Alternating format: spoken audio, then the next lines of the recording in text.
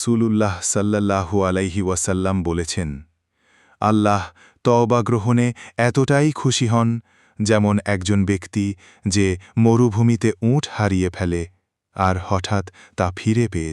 ইসলামের প্রচারক কুরআনে বলেন, নিশ্চয়ই আল্লাহ সৎকর্মশীল ও সদাচারীদেরকে ভালোবাসেন। সূরা বাকারা আয়াত ১৯৫। রাসূলুল্লাহ সাল্লাল্লাহু আলাইহি ওয়াসাল্লাম বলেছেন, সততার সাথে যাকাত আদায়কারী আল্লাহর পথে জিহাদকারী সমতুল্য, যতক্ষণ না সে তার বাড়িতে ফিরে আসে। আবু দাউদ।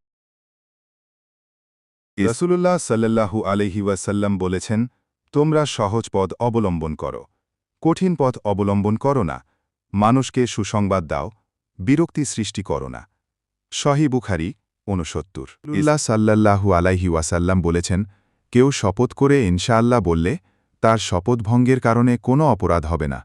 তিরমিজি হাদিস ১৫৩২। পবিত্র কোরআনে আল্লাহ তাআলা বলেন, আর হিংসুকের অনিষ্ট থেকে যখন সে হিংসা করে আমি আশ্রয় চাই। সূরা আল ফালাক। রাসূলুল্লাহ সাল্লাল্লাহু আলাইহি ওয়াসাল্লাম বলেছেন, সর্বোত্তম আমল হল ওয়াক্ত হওয়ার সাথে সাথে সালাত আদায় করা। আবু দাউদ হাদিস ৪২৬। ইসলামের প্রচারে চ্যানেলটি সাবস্ক্রাইব করে রাখুন।